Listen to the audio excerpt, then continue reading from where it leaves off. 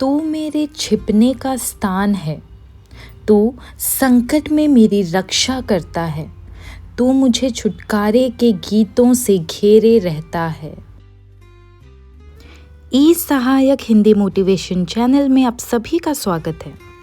Life हमेशा हमारे plans के हिसाब से नहीं चलती और कभी कभी ऐसी चीज़ें सामने लाती हैं जो हमने कभी सोची भी नहीं। हमें ऐसी सिचुएशन को फेस करने के लिए तैयार रहना चाहिए। ऐसी सिचुएशंस के लिए तैयार कैसे रहें? आइए देखते हैं बाइबल क्या कहती है। चलिए बाइबल के एक महान व्यक्ति दाऊद की कहानी को देखते हैं। दाऊद एक महान हीरो था जिसने गोलियत को हराया, लेकिन बाद में वो अपनी जान बचाने के लिए भाग रहा था। आप भी मेरे जैसे ही सोच रहे होंगे कि दाऊद जैसा इंसान जो कि एक चुना हुआ और विजयी था, वो एक पागल आदमी की तरह क्यों बिहेव कर रहा था। वो अपनी जान बचाने के लिए भाग रहा था।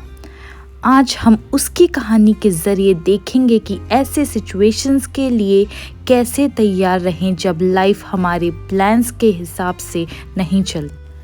और हमारे मन में ये भी क्वेश्चन आता है कि क्या गॉड को फॉलो करना, क्या गॉड पे फेथ रखना वर्थ इट है? दाऊद जो कि इस्राएल का हीरो था, जिसने अपने भरोसे और विश्वास के साथ गोलियत को हराया था, आज अपनी जान बचाने के लिए वो गुफाओं में छुप रहा है, वो भाग रहा है, एक पागल आदमी की तरह वो बिहेव कर रहा है। और फर्स्ट सैमुएल उसके चैप्टर 27 वर्स 1 में वो कह रहा है, एक दिन सौल के हाथ से मैं मर जाऊंगा। ये वही डेविड है जिसने गोलियत से लड़ते वक्त कहा था, मैं तुम्हारे सामने ईश्वर के नाम पर आया हूँ। आज वही दाऊद गॉड के प्रोटेक्शन पर डाउट कर रहा है और कह रहा है मैं मर जाऊंगा।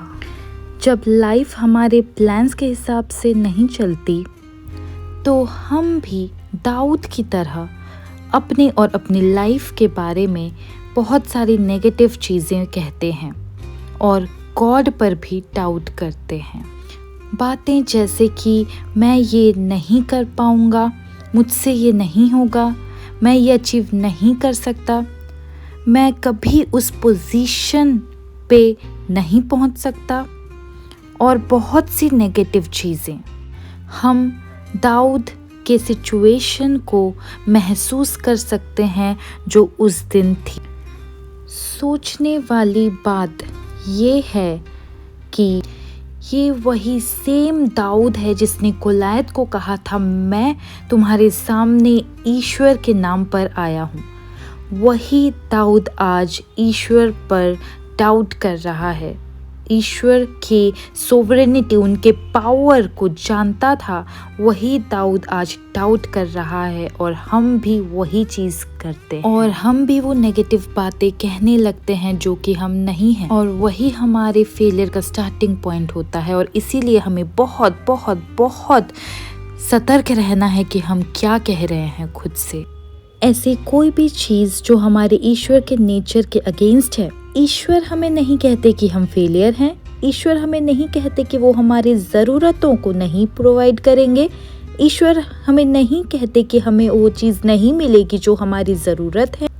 ईश्वर हमारी फिनेंशियल सिचुएशन को जानते हैं। ईश्वर हमारे सिचुएशन को जानते हैं। ईश्वर हमारी बीमारी को जानते हैं। उन्हें पता है हम क्या कर सकते हैं। जो हमें नहीं पता वो ईश्वर को पता है, और इसीलिए हमें उस सारे नेगेटिव चीज़ों को खुद से कहना बंद करना पड़ेगा। ना हमारे दिल में, ना हमारे शब्दों से, हमें इस बारे में सतर्क रहना पड़ेगा। फर्स्ट सैमुएल चैप्टर 27 वर्स 2 में हम देखते हैं कि दाऊद ने उठकर बिना ईश्वर से अनुमति लिए, बिना उनसे पूछे एक इम्पल्सिव डिसीजन लिया। उसने एक बार भी नहीं सोचा कि वो गॉड से बात करे और अपने फैसले पर उनसे सलाह ले। उसने इम्पल्सिवली उठकर डिसीजन लिया और फिलिस्टाइन यानी दुश्मन के एनिमी की जगह चला गया। इसी तरह हम हमारे लाइफ सिचुएशन के हिसाब से बहुत सारे डिसीजंस लेते हैं, बहुत सारे गलत डिसीजन हम लेते हैं और हम ईश्वर से बहुत दूर चले जाते हैं, ईश्वर से बहुत दूर होने की कोशिश करते हैं। हमें सोचने की ज़रूरत है, हमें सलाह लेने की ज़रूरत है, हमें कंसल्ट करने की ज़रूरत है ईश्वर से। ये डिसीजन मैं लेने जा रहा हूँ, ये नेक्स्ट स्टेप मैं लेने जा रहा हूँ, क्या इसमें आपकी मंजूरी है? मेरी मदद कीजिए, मुझे दिखाइए, मुझे बताइए कि सही रास्ता कौन सा है। वर्स 5 में हम देखते हैं कि दाऊद फिलिस्तीन गया और वहाँ पे वो राजा से अनुमति लेकर वहाँ पर उनकी सेवा करने लगा।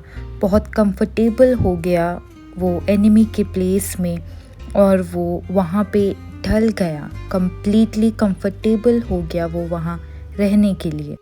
जब हम हमारी लाइफ को देखते हैं, हम भी ऐसे डिसीजंस ले लेते हैं और हमें पता ही नहीं चलता कि हम ईश्वर से दूर हो गए हैं। हम नेगेटिव बोलना शुरू कर देते हैं, सोचना शुरू कर देते हैं, हम गलत डिसीजन ले लेते हैं और हम ईश्वर से दूर होने लगते हैं और इमीडिएटली हम रियलाइज़ नहीं कर पाते कि ये हमने गलत डिसीजन लिया है और मैं गलत राह पे हूँ और हम ईश्वर की उपस्थिति से काफ़ी दूर होने लगते हैं और हम ऐसी जगह आ पहुँचते हैं जहाँ हमें नहीं होना चाहिए और हम उस जगह पे कंफर्टेबल भी होने लग जाते हैं। दाऊद सोचने लगा कि मैं यहाँ पे सुरक्षित हूँ, मैं यहाँ पे काम कर रहा हूँ, मैं सुरक्षित हूँ, मैं साउल से बहुत दूर हूँ, अब मैं यहाँ पे प्रोटेक्टेड हूँ। वो उस स्थान पे बहुत कंफर्टेबल हो गया और वो ढल गया दुश्मन की जगह पर। और हम भी सेम गलती करते हैं, हम भी ईश्वर के प्रेजेंस से बहुत दूर होके हम रियलाइज़ नहीं कर पाते और हम ढलने लगते हैं वहाँ जहाँ हमें नहीं होना चाहिए। और शैतान यही चाहता है कि हम ईश्वर से दूर हों। वर्स 7 में हम देखते हैं कि दाऊद वहाँ पे बस गया था। बसना मतलब वो एक दूसरे प्लेस में जाके वहाँ वो रहने लग गया था, वहाँ वो वास करने लग गया था। वो ये सोचने लग गया था कि यही वो जगह है जहाँ वो रहना चाहिए साउल से बचने के लिए और प्रोटेक्टेड रहने के लिए। हम भी ईश्वर से दूर होके हमारे डिसीजंस की वजह से ऐसी जगहों पर वास करने लगते हैं जहाँ हमें नहीं वास करना चाहिए। हम सोचते हैं कि इसी जगह से ही मैं बेटर लाइफ जी सकता हूँ, यही डिसीजन मेरी ज़िंदगी का राइट डिसीजन है, ऐसे ही मेरी ज़िंदगी बेटर हो सकती है। पर हमें ईश्वर से पूछने की ज़रूरत है कि क्या यही वो चीज़ है जो हमारे ईश्वर चाहते हैं कि हम करें? क्या यही वो लाइफ है जो ईश्वर चाहते हैं कि हम जिए? क्या यही वो ज़िंदगी है जो ईश्वर ने हमें दी है अपने अनुग्रह और प्रेम के द्वारा? दाऊद ईश्वर से इतनी दूर हो गया था कि वो एनिमी के प्लेस में जहाँ उसको नहीं रहना चाहिए वो वहाँ वास करने लगा और वो एक ऐसे कैरेक्टर में घुस गया, ऐसे कैरेक्टर में ढल गया जो उसका नहीं था। ईश्वर का चुना हुआ व्यक्ति एक ऐसे जगह और कैरेक्टर पे ढल गया जो कि ईश्वर के नेचर के अगेंस्ट था। वर्स 12 में हम देखते हैं कि दाऊद को रियलाइज होता है कि वो ईश्वर से काफ़ी दूर आ गया है और चैप्टर 29 में हम देखते हैं कि दाऊद वहाँ काफ़ी समय तक और नहीं ठहर पाया। हमें ये बात याद रखनी है कि हम लेते हैं गलत डिसीजंस और हम वैसी ज़िंदगी जीना शुरू कर देते हैं जो हमें नहीं जीनी चाहिए और हम उस ज़िंदगी में कंफर्टेबल होने लग जाते हैं, हम उस ज़िंदगी में वास करने लग जाते हैं, हम उस ज़िंदगी में काफ़ी ढल जाते हैं और हमें लगने लगता है कि यही वो ज़िंदगी है जो ज़िंदगी जीने के लिए हमें बनाया गया है। बट हमारा ये थॉट, हमारा वो टेम्परेरी हैप्पीनेस बहुत ज़्यादा देर तक नहीं रहती, क्योंकि वो डिसीजन, वो जगह, वो ज़िंदगी हमारी ईश्वर की योजना नहीं है हमारे लिए। ईश्वर ने दाऊद को एक एनिमी के प्लेस में फिलिस्टाइन में रहने के लिए नहीं चुना था। उन्होंने इसलिए उसको अभिषेक नहीं किया था। दाऊद को रियलाइज हुआ वर्स 12 में कि वो काफ़ी दूर आ गया है ईश्वर से। हो सकता है हमने बहुत बड़ी डिसीजन नहीं ली है जिसकी वजह से कि हम ईश्वर से दूर आ गए हैं। कभी कभी छोटे डिसीजंस में भी हम ईश्वर से बहुत दूर आ जाते हैं और हम रियलाइज नहीं कर पाते। क्या कोई ऐसी डिसीजन है जो हमें ईश्वर से दूर लेके जा रही है? हमारे पारिवारिक जीवन में या पर्सनल लाइफ में या फिर हमारे ऑफिस में? मेरे प्यारे दोस्तों, लाइफ बिल्कुल भी इजी नहीं है। लाइफ में हमें बहुत डिफ़िकल्टीज, बहुत प्रॉब्लम्स, बहुत सारी मुश्किलें, बाधाएं आएंगी। हो सकता है कि हमें सारी सुख सुविधाएं हमेशा ना मिले, लेकिन वही सिचुएशन या तो हमें ईश्वर के करीब या ईश्वर से काफ़ी दूर ले जाती है। अगर आज हम दूर भी हैं तो हम इतनी भी दूर नहीं आए हैं हमारे ईश्वर से कि हम वापस ना जा सकें और वो हमें एक्सेप्ट ना करें।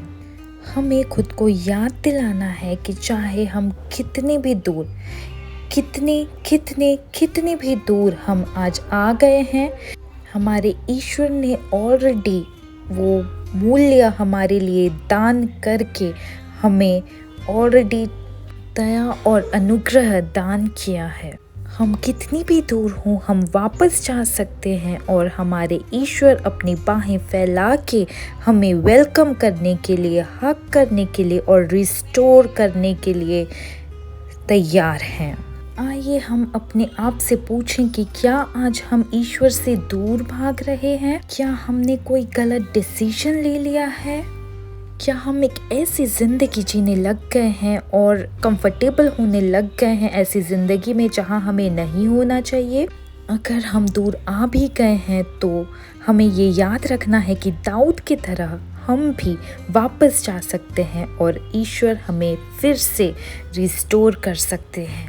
अगर आज हमारी लाइफ, हमारी ज़िंदगी बहुत मेस, बहुत क्लमजी और ऐसी हो चुकी है जैसा हमने कभी नहीं सोचा था, तो आज हमें ईश्वर को हमारा शरण स्थान बनाना है। चाहे शैतान और चाहे ज़िंदगी हमें कैसी भी प्रॉब्लम्स दे, ईश्वर हमें प्रोटेक्ट करेंगे, ईश्वर हमें सेव करेंगे, ईश्वर हमें चंगाई देंगे और वो हर एक चीज़ जो आज हमें बॉदर कर रही है, परेशान कर रही है, वो सारी चीज़ों को वो कैंसिल करेंगे और ब्यूटीफुली हमारे लाइफ को रिन्यू करेंगे। आइए आज हमें उन्हें अपना शरण स्थान बनाएं, उनसे दूर ना जाके उनके और करीबी में आए और उन्हें अपना हाइडिंग प्लेस बनाएं। इस वीडियो को देखने के लिए आप सभी का बहुत बहुत धन्यवाद। मैं ईश्वर के साथ आगे बढ़ रही हूँ अपने जीवन में, और जब मैं बढ़ रही हूँ विश्वास में, ईश्वर मुझसे बहुत सारी बातें कर रहे हैं वचन के द्वारा, और जो मैं रिसीव कर रही हूँ वो मैं आपके साथ भी शेयर कर रही हूँ। अगर ये वीडियो आपको हेल्पफुल लगी है तो आप ज़रूर शेयर करें ताकि कोई भी जिनको मदद की ज़रूरत है, जो विपरीत परिस्थिति से होकर गुजर रहे हैं, निराश हैं, उनको भी मदद मिले ईश्वर के वचन के द्वारा। मैं कोशिश करूंगी कि ईश्वर के अनुग्रह और मदद के द्वारा मैं हिंदी चैनल में और भी वीडियोस लाते रहूं। आप मुझे अपनी प्रार्थना में रखें and till the next video ईश्वर की महिमा करते रहें।